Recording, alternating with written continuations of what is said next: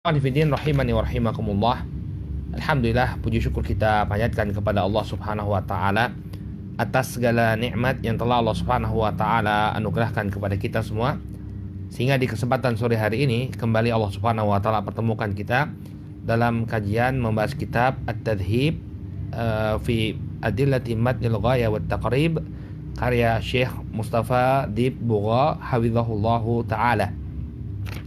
Pada pertemuan yang terakhir, alhamdulillah kita telah memasuki kitabus shalah. Kita telah jelaskan makna salat secara bahasa dan secara syar'i. Demikian juga telah kita jelaskan dalil-dalil yang menunjukkan wajibnya salat. Demikian juga ikhwani fillah rahimani wa rahimakumullah, kita telah sebutkan waktu-waktu salat. Kemarin sampai waktu salatul asr, ya. Kita sudah jelaskan secara umum tentang waktu-waktu salat. Kita bacakan hadisnya Abu Musa al-Ash'ari radhiyallahu taala anhu, dan telah kita sebutkan dua waktu salat, yakni tentang salat zuhur dan salatul asr. Baik, sekarang kita masuk ke dalam pembahasan salat al-maghrib. Kata Al-Qadi Abu Suja rahimahullahu taala, wal maghribu wa waqtuha wahidun wa huwa ghurubus syamsi wa bimiqdari ma yu'adhdhinu wa yatawaddau wa yasturul awrata wa yuqimus salata wa yusalli khamsa raka'atin Kata Al-Qadi Abu Suja rahimahullahu ta'ala, dan salat maghrib waktunya itu satu waktu, yaitu ketika terbenamnya matahari, ya. Jadi masuknya waktu sholat maghrib itu ketika matahari terbenam. Lalu berapa ukurannya waktu sholat maghrib? Wa bimiqdari ma yu'adzinu wa yatawaddau, dengan ukuran yang cukup untuk mengumandangkan adzan, kemudian berwudu, wa yasturul aurah, kemudian menutupi aurat, wa yuqimus shalah, dan menegakkan salat, wa yusalli khamsa raka'atin, dan salat 5 rakaat. Ya. Jadi ini pendapat yang disebutkan oleh Al-Qadi Abu Suja, bahwa salat maghrib itu waktunya satu. Ya, mulai dari terbenamnya matahari, kemudian waktu yang dibutuhkan untuk adzan, kemudian untuk berwudu, untuk menutup aurat, kemudian sholat 5 rakaat. Sholat 5 rakaat. Sholat 5 rakaat ini 2 rakaat qobliyah. 2 rakaat qobliyah maghrib, kemudian ditambah dengan 3 rakaat sholat maghrib.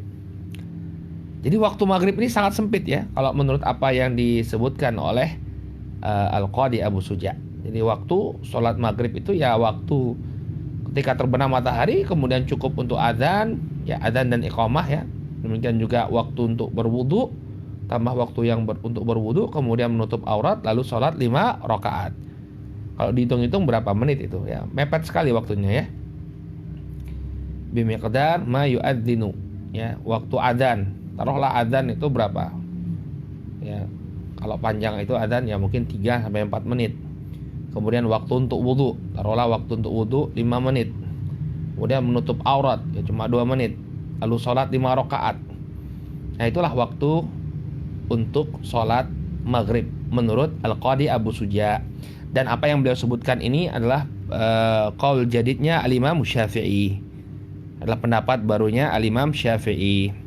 Tapi bagaimana silang pendapat, atau bagaimana pendapat yang dipilih oleh jumhur Syafi'i, ya? Kita akan baca penjelasan dari Syekh Mustafa Bugha, ya, dalam ta'liq beliau terhadap poin yang kelima. Kata beliau, wa hadza al-madhhabul jadid li Syafi'i rahimahullahu taala. Yang disebutkan oleh Al-Qadi Abu Suja ini adalah madhab barunya Syafi'i rahimahullahu taala. Jadi kan perlu, kalau bagi yang belum tahu, bahwa Al-Imam Syafi'i ini memiliki 2 qaul. Ada yang namanya qaul qadim, ada yang namanya qaul jadid. Qaul qadim itu adalah ketika beliau berada di Irak. Adapun qaul jadid ketika beliau pindah ke Mesir. Ya, jadi ada dua qaul. Jadi beliau memiliki pendapat ketika beliau berada di Irak, lalu beliau pindah ke Mesir. Nah, ini ketika beliau di Mesir itu yang disebut sebagai qaul jadid. Qala wa hadzal madhhabul jadid li Syafi'i rahimahullahu taala. Dan ini merupakan madhab jadid, madhab yang baru ya bagi al-Imam Syafi'i rahimahullahu taala. Wa daliluhu, dan dalilnya, jadi pendapat barunya al-Imam Syafi'i ini memiliki dalil. Dalilnya sebuah hadis yang diriwayatkan oleh al-Imam Abu Dawud, At-Tirmidzi dan al-Imam At-Tirmidzi.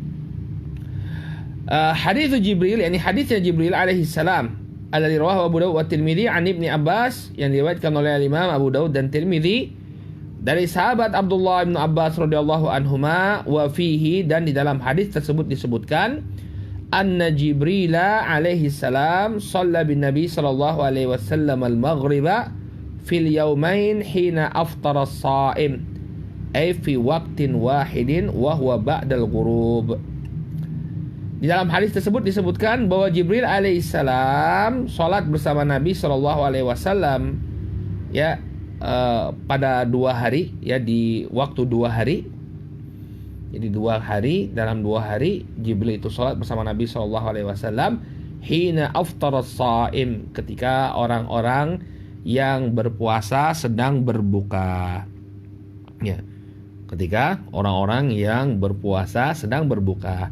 Ai fi waqtin wahidin wa huwa ba'dal ghurub, yakni pada satu waktu setelah terbenamnya matahari. Ya, dari sini Imam Syafi'i dalam qaul jadidnya mengambil kesimpulan bahwa sholat maghrib itu waktunya satu. Jadi dia tidak ada jeda antara ini dengan itu, tidak. Tapi begitu terbenamnya matahari sampai kemudian diselenggarakannya sholat maghrib dan pendahuluannya, yang tadi apa? Adzan, kemudian wudu, kemudian menutup aurat, ya, kemudian melaksanakan sholat 5 rakaat, ini 2 rakaat sebelum maghrib, kemudian 3 rakaat setelah maghrib. Nah, inilah waktu pelaksanaan sholat maghrib.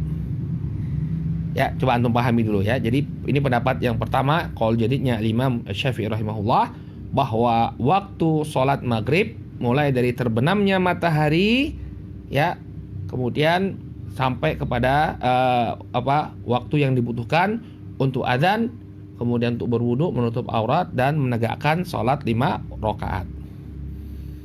Ya, dipahami ini ya. Jadi waktunya sangat mepet menurut pendapat baur atau qaul jadidnya al-Imam Asy-Syafi'i rahimahullahu ta'ala.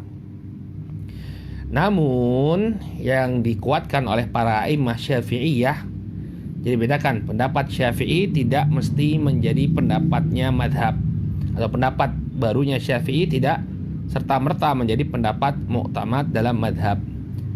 Ya, kadang para ulama madhab, ya, para imamatul madhab, mereka mengambil pendapat pendapat qadimnya Imam Syafi'i, qaul qadimnya Syafi'i, pendapat Syafi'i yang terdahulu. Mari kita simak penjelasan dari Syekh Mustafa Bugha. Kata beliau hafizahullahu ta'ala, wal madhabul qadim imtidadu waqtil maghrib hatta yaghiba syafaqul ahmar. Nah, dan pendapat terdahulu, madhab terdahulu dari al-Imam Asy-Syafi'i rahimahullahu ta'ala adalah berlangsungnya waktu sholatul maghrib, ya, berlangsungnya waktu sholatul maghrib sampai hilangnya syafaqul ahmar, yaitu rona merah, ya, warna merah di langit. Kalau antum perhatikan, ya, ketika matahari terbenam, ya, ketika matahari terbenam maka tersisa rona merah, warna-warna merah yang ada di langit. Nah, maka madhab yang terdahulu dari Imam Syafi'i, ya, bahwa waktu maghrib itu berlangsung sampai hilangnya rona merah tersebut, sehingga langit itu berwarna gelap betul, nggak ada lagi warna-warna kemerahan. Nah, ketika sudah tidak ada lagi warna-warna kemerahan, maka berakhirlah waktu sholatul maghrib. Jadi bukan hanya satu waktu tadi seperti yang disebutkan oleh pendapat yang pertama, tapi enggak, dia memanjang waktunya sampai hilangnya rona merah di langit. Qala warajjahahu a'immatul madhab lirujhani adillatihi. Dan inilah yang dirojihkan atau dikuatkan oleh para imam madhab karena dalilnya lebih kuat. Nah, ini yang kita singgung tadi, bahwa terkadang al-imam madhab memilih pendapat lama dari al-imam Asy-Syafi'i rahimahullahu ta'ala karena lebih kuatnya dalil. Nah, ini menunjukkan bahwa yang namanya madhab sendiri kita tidak ta'assub kepada imam. Bahkan kadang-kadang para imam dalam madhab itu memilih pendapat yang mengingkari pendapat barunya sang imam, seperti apa yang kita dapatkan sekarang, ya. Jadi sebenarnya orang keliru kalau mengatakan ta'assub, belajar madhab itu ta'assub. Enggak, kita bisa lihat justru dengan kita belajar fikih melalui madhab, kita dapati bahwa imam-imam madhab sendiri mereka terkadang menyelisih pendapat Imam Syafi'i rahimahullahu ta'ala. Jadi Imam Syafi'i dalam qaul jadidnya mengatakan waktu sholat maghrib itu ya cuma ringkas saja.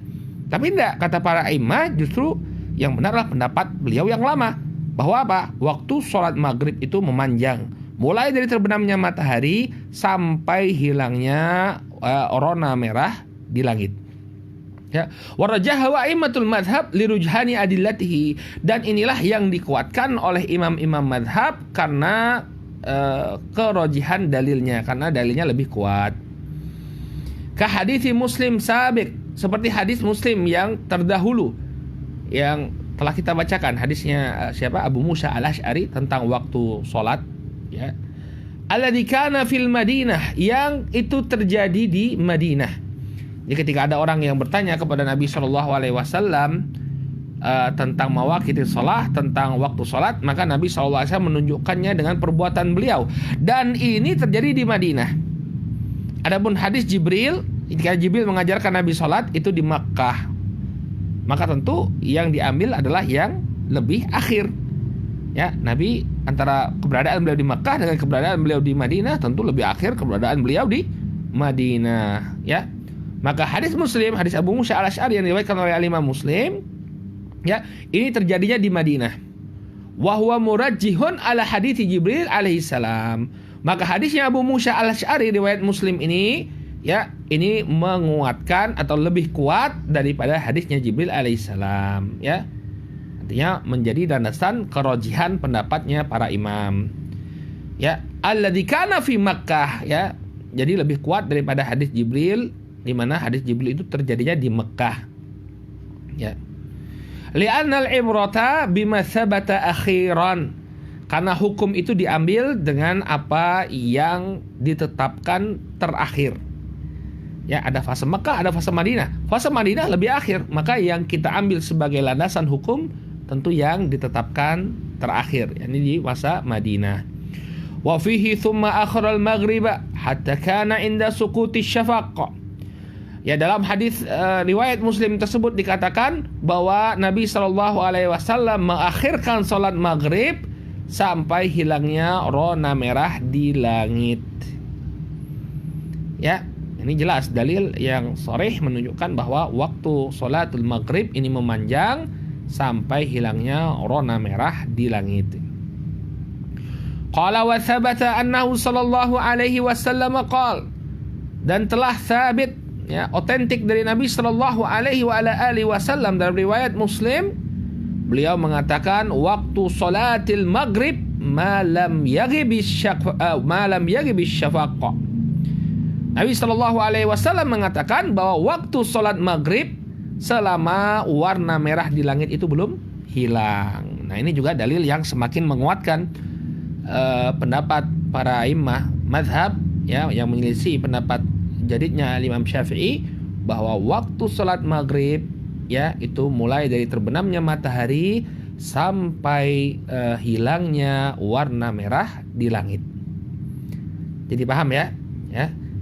Adapun yang dipilih oleh Al-Imam Abu Syuja, Al-Qadhi Abu Syuja, nah ini adalah qaul jadidnya Al-Imam Syafi'i. Namun yang diambil oleh para imamatul madhab, ya, yang lebih kuat menurut mereka, ya, adalah pendapat qadimnya atau qaul qadimnya Syafi'i, bahwa waktu salatul maghrib itu memanjang dari terbenamnya matahari sampai hilangnya rona merah di langit. Wallahu ta'ala a'lam. Baik. Selesai kita dari salat maghrib. Wal isya, sekarang salat isya. Wa awwalu waqtiha idza ghaba asy-syafaqul ahmar wa akhiruhu fil ikhtiyar ila thuluthil lail wa fil jawazi ila tulu'il fajri tsani. Ya. Dan salat isya awal waktunya apabila warna merah di langit itu hilang. Warna merah di langit itu menghilang. Wa akhiruhu fil ikhtiyar ila thuluthul lail, dan waktu ikhtiarnya sampai sepertiga malam. Sepertiga malam pertama. Ya, waktu ikhtiar artinya waktu yang tidak dipermasalahkan, ya. Tetap sah salatnya dan dia tidak teranggap mengakhirkan salat. Wa fil jawazi ila tulu'il fajri tsani, dan waktu kebolehannya sampai terbitnya fajar yang kedua. Itu fajar shadiq. Waktu jawaz artinya waktu yang diperbolehkan, ya, tapi disertai dengan kemakruhan. Ya, disertai dengan kemakruhan. Jadi ini adalah waktu sholat isya. Jadi setelah habis waktu maghrib dengan menghilangnya rona merah di langit, ya, itu sudah mulai masuk waktu sholat isya sampai sepertiga malam pertama. Kemarin sudah kita jelaskan, ya, kapan sepertiga malam pertama. Ya, kita katakan kemarin bahwa kalau sekarang ini maghribnya jam 17.30 untuk di waktu Yogyakarta, maghribnya 17.30, subuhnya jam 4.30, berarti ada 11 jam. Maka kemudian kita bagi 3, 11 jam ini jadi 3 jam 40 menit, sehingga waktu ikhtiar sholat isya itu dari jam 17.30, ya, waktu ikhtiar sholat isya dari hilangnya rona merah di langit sampai sepertiga malam. 17.30 tambah 3.40, yakni 21 lebih 10, jam 9:10. Jadi ini adalah waktu ikhtiar sholatul isya sampai terbitnya fajar ats-tsani, fajar yang kedua. Nah, fajar yang kedua ini, ya, maksudnya itu adalah fajar shadiq. Karena fajar itu ada dua. Fajar itu cahaya yang muncul di arah timur. Ya. Dan ini ada dua jenisnya. Yang pertama fajar shadiq. Yang pertama fajar kadzib, yang kedua fajar shadiq. Fajar kadzib, ya, itu cahaya yang muncul di arah timur, namun kemudian dia menghilang. Jadi dia muncul dan bentuknya itu seperti ekor serigala. Fajar kadzib, ya, dia muncul di arah timur, ya, bentuknya seperti ekor serigala yang kemudian menghilang. Berbeda dengan jenis fajar yang kedua, fajar shadiq. Fajar shadiq ini cahaya yang muncul di arah terbitnya matahari dan dia mendatar, ya, cahayanya mendatar, kemudian semakin kuat cahayanya. Ya, kalau fajar kadzib itu dia vertikal, ya, garisnya vertikal, jadi cahaya tapi vertikal, dan itu menghilang. Beda dengan fajar shadiq. Fajar shadiq dia horizontal, mendatar, kemudian cahayanya semakin kuat.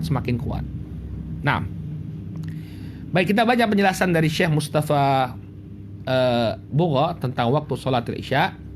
Ya, kata beliau, lamma rawahu Muslimun wa ghairuhu an Abi Qatadah radhiyallahu anhu annahu sallallahu alaihi wasallam qala ama innahu laisa fi naumi tafriq. Ya, dalilnya adalah apa yang diriwayatkan oleh Al-Imam Muslim dan yang selain beliau dari Abu Qatadah radhiyallahu anhu, bahwasanya Nabi sallallahu alaihi wasallam bersabda, ya, ketahuilah sesungguhnya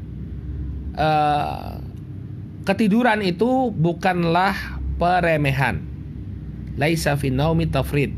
Jadi kalau orang itu ketiduran, ya, tanpa sengaja dia tertidur, maka ini bukan bentuk peremehan terhadap sholat. Innama tafritu ala man lam yusalli salata hatta yaji'a waktu salatil ukhra. Innama tafritu ala man lam yusalli salata hatta yaji'a waktu salati ukhra. waktu salatil ukhra. Ya. Kata beliau alaihi salatu wassalam, sesungguhnya ya ketiduran itu bukan peremehan. Ketiduran loh ya. Kalau orang ketiduran yang biasanya dia menjaga sholatnya, tapi kemudian karena sesuatu dan lain hal dia ketiduran tanpa sengaja, maka ini bukan tafrid. Innama tafrid itu, yang namanya tafrid, ala man lam yusalli shalah, yaitu orang yang tidak sholat hatta yaji'a waktu sholatil ukhra, sampai datangnya ya waktu sholat yang setelahnya. Ya, ini namanya orang yang meremehkan sholat. Ya, jadi dia tidak sholat isya sampai kemudian apa? Datangnya waktu sholat subuh. Tidak sholat maghrib sampai datangnya waktu sholatul isya dan seterusnya. Ya, ini namanya orang yang meremehkan as-sholat, meremehkan sholat. Qala wa fis sunani innamat tafritu fil yaqadhah. Disebutkan dalam as-sunan, Nabi SAW mengatakan yang namanya peremehan itu kalau seseorang dalam keadaan terjaga, bukan karena ketiduran. Ya, bukan karena ketiduran. Kalau dia terjaga kemudian memang dia mengakhirkan sholat ya sampai keluar waktunya, inilah yang disebut sebagai tafrid, peremehan. Kemudian dia sebutkan sisi pendalilannya. Qala fadalla ala anna waqtas salati la yakhruju illa bidukhuli waqti ghairiha. Maka ini menunjukkan, hadis ini menunjukkan bahwa waktu sholat itu tidaklah keluar kecuali dengan masuknya waktu sholat setelahnya. Nah, ini dalil umum ya, bahwa waktu sholat itu baru berakhir ketika masuk waktu sholat setelahnya. Jadi waktu zuhur, waktu az-zuhur ini berhenti atau selesai setelah masuknya waktu asar. Waktu asar selesai ketika masuknya waktu maghrib. Waktu maghrib selesai setelah masuknya waktu sholatul isya. Waktu isya selesai setelah masuknya waktu sholatul subuh atau sholatul fajr. Ya. Kecuali waktu subuh. Ya. Kecuali waktu subuh. Wa kharajati subuhu min hadal umum. Dan dikecualikan waktu subuh dari keumuman ini. Jadi jangan dibawa ke subuh. Kenapa? Ya karena waktu subuh itu sampai terbitnya matahari. Jadi bukan sampai masuknya waktu zuhur. Nah ini yang mengecualikan subuh dengan sholat lainnya. Ini yang mengecualikan atau mengeluarkan waktu subuh dari waktu sholat lainnya. Jadi untuk 4 sholat, zuhur, asar, maghrib, dan isya, waktunya itu memanjang sampai tibanya waktu sholat setelahnya. Adapun waktu subuh, maka ini sampai terbenamnya matahari. Ya, bidalilin kama sayati wa baqiya ala muqtadahu fi ghairiha. Dengan dalil yang insya Allah akan kita bacakan, kita akan bahas. Ya, adapun fa baqiya ala muqtadahu fi ghairiha, maka dalil ini berlaku pada yang selain sholat subuh. Dalil yang mengatakan bahwa apa? Hatta yaji'a waktu sholatil ukhra, ini berlaku pada semua sholat kecuali sholat subuh. Kecuali sholat subuh. Ya. Qala wal fajru tsani. Nah itu dia, fajru tsani.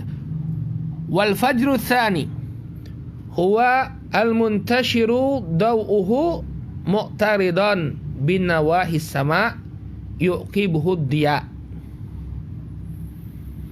Dan yang dimaksud dengan fajar yang kedua adalah cahaya yang menyebar mu'taridhan, secara horizontal.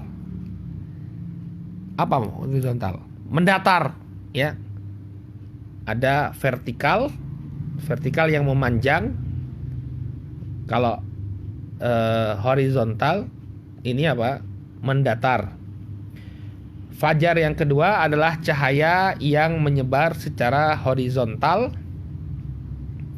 binawahis sama, ya, di arah atau di ufuk langit, yuqibuhu dia, yang diikuti oleh cahaya yang panas, ya. Artinya ini cahaya yang membakar. Ya, beda antara nur dengan ad-dhiya. Ya, an-nur itu cahaya secara umum. Kalau ad-dhiya ini cahaya yang membakar, cahaya yang membawa panas. Kan cahaya matahari itu kan membawa panas ya. Nah ini fajar yang kedua. Jadi waktu sholat isya itu berhenti sampai sampai terbitnya fajar yang kedua. Itu cahaya yang menyebar secara horizontal ya di ufuk langit yang diikuti dengan cahaya yang panas atau cahaya yang membakar. Bi khilafil ladzi qablahu fa innahu ya yatlau mustatilan. Ya, berbeda dengan fajar yang sebelumnya, fajar yang pertama. Tadi disebut sebagai fajar kadhib. Karena cahayanya itu ya muncul secara vertikal, mustatilan, memanjang. Ya'lu daw'un tawilun kadzanabi dhi'ib. Ya. Ada cahaya yang meninggi, panjang seperti ekor serigala. Thumma tuqibuhu adz-zulmah atau thumma tuqibuhu zulmatun. Kemudian dia diikuti dengan kegelapan. Nah ini jadi kalau fajar yang pertama yang disebut sebagai fajar kadhib itu munculnya secara vertikal, kemudian dia memanjang seperti ekor serigala yang lama-kelamaan menghilang. Ya, diikuti dengan kegelapan, Ya. Beda dengan fajar yang kedua, ini fajar shadiq. Cahayanya menyebar secara horizontal. Ya, kemudian diikuti dengan cahaya yang panas, cahaya yang membakar. Ya, sebenarnya gampang bedakannya. Kalau fajar shadiq itu dia terus-menerus terang. Kalau fajar kadhib menghilang. Nah, itu aja bedanya. Ya, kalau fajarnya cahaya itu terus-menerus semakin kuat, nah itu fajar shadiq. Kalau fajarnya itu menghilang, maka ini fajar kadhib. Baik. Qala was-subhu. Nah, kemudian salat subuh yang terakhir ini. Was-subhu wa awwalu waqtiha tulu'il fajri tsani. Dan salat subuh awal waktunya adalah ketika munculnya fajar yang kedua. Ini fajar shadiq. Wa akhiruhu fil ikhtiyar ilal isfar. Dan waktu ikhtiarnya sampai munculnya cahaya kekuningan. Jadi ini seseorang ketika dia melaksanakan sholat subuh sampai munculnya cahaya kekuningan, ini tidak dikatakan dia terlambat dalam melaksanakan sholat. Jadi dia masih melakukan sholat tepat waktu. Ya, jadi kalau misalnya dia tidak langsung sholat ketika fajar yang kedua ini muncul, dia akhirkan ya sampai menjelang munculnya cahaya kekuningan di langit. Nah ini masih dikatakan dia sholat tepat waktu. Wa fil jawazi ila tulu'i syams. Dan waktu jawaznya, waktu kebolehannya sampai terbitnya matahari. Ini waktu yang tetap sah sholatnya, akan tetapi disertai dengan kemakruhan. Ya. Kemudian dalam catatan kaki beliau menyuruh kita merujuk dalil yang sebelumnya. Ini dalil hadisnya Abu Musa al-Asy'ari radhiyallahu taala anhu. Mana ini waktu subuhnya? Fa aqama al-fajr hina shaqqa al-fajru wan nasu la yakadu ya'rifu ba'duhum ba'dha. Ya, maka Nabi SAW sholat fajar ketika cahaya fajar mulai merekah. Dan manusia seakan-akan tidak mengetahui, yang satu tidak mengetahui yang lainnya, tidak saling mengetahui. Jadi ketika cahaya fajar mulai merekah, belum terlalu terang. Ya, kemudian waktu yang terakhir kata beliau, "Tsumma akharal fajra minal ghad hatta insarafa minha wal qailu yaqul qad tala'ati syams aw kadat." Ya, kemudian di waktu yang kedua, waktu akhirnya yang di hari yang kedua, ya beliau mengakhirkan sholat fajar sampai insarafa minha wal qail yaqul, sampai ketika selesai sholat orang mengatakan qad tala'atis syamsu au kadat, matahari telah terbit atau mendekati terbit. Ini menunjukkan waktu diperbolehkannya sholat sholat subuh. Taib, ya. Selesai kita dari pembahasan waktu sholat subuh. Jadi kalau kita rekap kembali waktu sholat-sholat yang ada, ini waktu sholat zuhur, ya. Ini antum lihat catatan antum, kita ulang lagi. Ini waktu sholat zuhur, awal waktunya adalah tergelincirnya matahari, dan akhir waktunya ketika bayangan ini sama dengan panjang benda. Ya, ketika bayangan panjangnya sama dengan panjang benda atau sama dengan tinggi benda tersebut. Kemudian waktu sholat asar, ya, ketika bayangan lebih panjang dari tinggi benda sampai terbenamnya matahari. Sampai terbenamnya matahari. Kemudian waktu maghrib, ya ini ketika terbenamnya matahari sampai hilangnya rona merah di langit. Sampai hilangnya rona merah di langit. Kemudian waktu sholatul isya, dari hilangnya rona merah di langit sampai terbitnya fajar. Sampai terbitnya fajar. Kemudian sholat subuh, dari terbitnya fajar sampai terbitnya matahari. Sampai terbitnya matahari. Baik, ini adalah awqat as-shalah, waktu-waktu sholat. Baik, kalau antum ada pertanyaan nanti silahkan dilayangkan ke admin, ya, insyaallah nanti kita bahas. Qala faslun, kita tambah sedikit ya, tambah tentang syarat kapan seseorang itu diwajibkan untuk melaksanakan as-shalah. Qala faslun wa syara'itu wujubis shalah thalathatu asya'. Dan syarat-syarat diwajibkannya salat ada 3 perkara. Al-Islamu, yang pertama Islam, wal bulugh, kemudian yang kedua adalah al-bulugh, wal aqlu, yang ketiga adalah berakal. Wa huwa haddut taklif, dan ini merupakan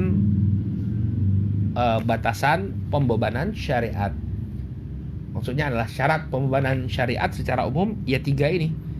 Kapan seorang itu diwajibkan untuk melakukan syariat, ya ini ketika dia adalah seorang muslim, kemudian dia sudah baligh, ya. Kemudian yang ketiga, dia telah berakal, dia dalam keadaan berakal, tidak gila. Ya. Jadi kalau orang yang non muslim, ya, dia tidak diwajibkan sholat, ya, dia tidak diwajibkan sholat, ya, namun dia nanti disiksa, ya, kalau dia disiksa karena tidak sholat, ya. Masalah kekum bisakor, qalu lam nakum minal musallin, apa yang menyebabkan kalian disiksa dalam neraka sakor, ya, maka mereka mengatakan, ya, kami dahulu tidak melaksanakan as-sholat. Ya, sehingga kalau misalnya orang yang dulunya non muslim kemudian dia masuk Islam, ya, orang non muslim kemudian dia masuk Islam, apakah dia wajib untuk mengqadha sholatnya? Jawabannya tidak. Ya, karena waktu dia belum muslim tidak ada kewajiban bagi dia untuk sholat. Baru ada kewajiban untuk sholat setelah dia masuk Islam. Kemudian al-bulugh, ya, al-bulugh, jika seorang itu baligh baru diwajibkan atasnya untuk sholat. Ya, tanda baligh adalah apa? Ihtilam, ini mimpi basah, atau apa? Haid, datangnya haid bagi wanita, ya, atau munculnya bulu kemaluan, atau seseorang berusia 15 tahun. Ya, jadi ihtilam yang pertama, kemudian munculnya bulu kemaluan, kemudian yang ketiga berusia 15 tahun, atau bagi wanita ketika dia haid.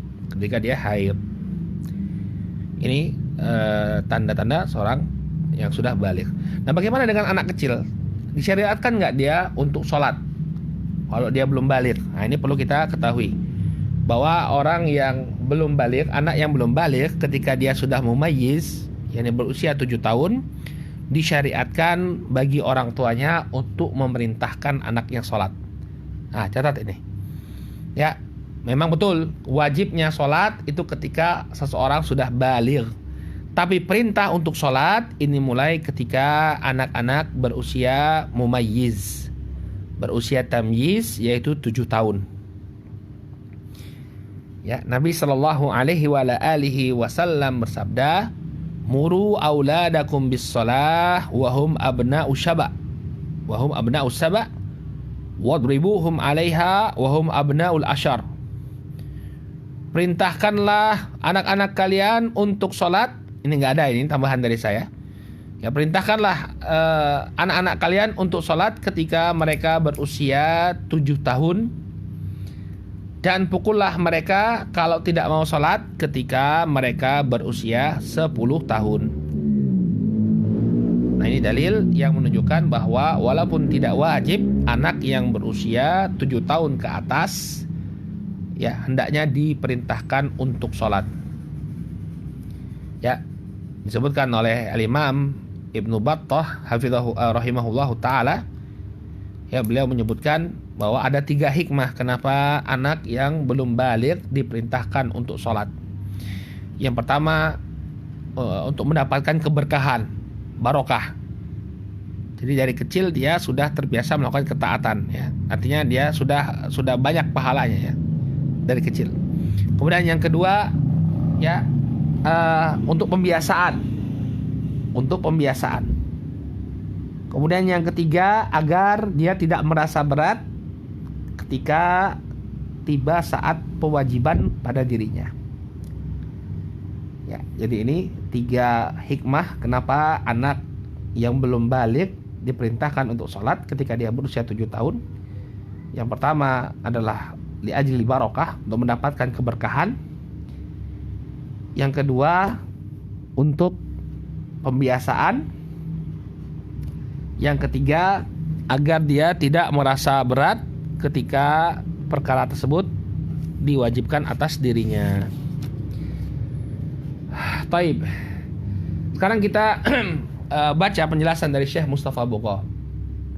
Idza ijtama'at hadhihi al-umur al-thalatha al-madhkurah wujida taklifu bis-shalah wa ghayriha min furu'i syari'ah. Fa idza lam tajtami' intafa taklif. Maksudnya adalah apabila berkumpul 3 perkara yang disebutkan ini, yaitu Islam, balik, dan akal, ya, Islam, al-bulugh wal akal, ya, apabila berkumpul 3 perkara ini yang disebutkan ini, maka wujidat taklif bis shalah, didapatkanlah pembebanan syariat untuk salat, wa ghairiha, dan yang selainnya, seperti puasa, ya. Puasa juga sudah diwajibkan kalau terpenuhi 3 syarat ini, ya. Wa idza lam tajtami' intafat taklif.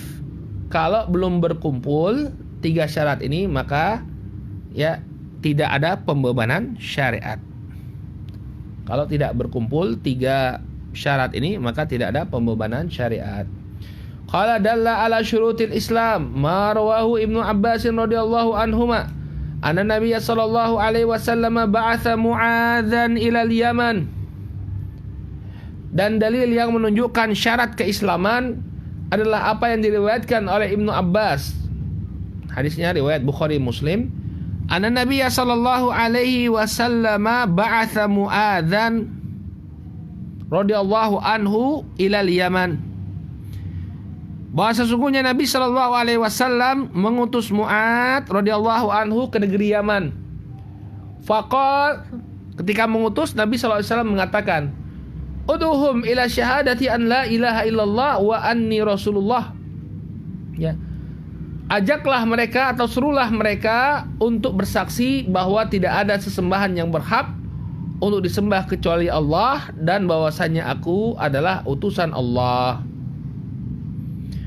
Fa inhum ata'u lidzalik fa'alimhum annallaha qad iftarada 'alaihim khamsa shalawatin fi kulli yaumin wa lailah. Apabila mereka mentaati hal tersebut, maka ajarkan kepada mereka bahwasanya Allah Subhanahu wa taala memfardukan kepada mereka salat 5 waktu sehari semalam. Ya.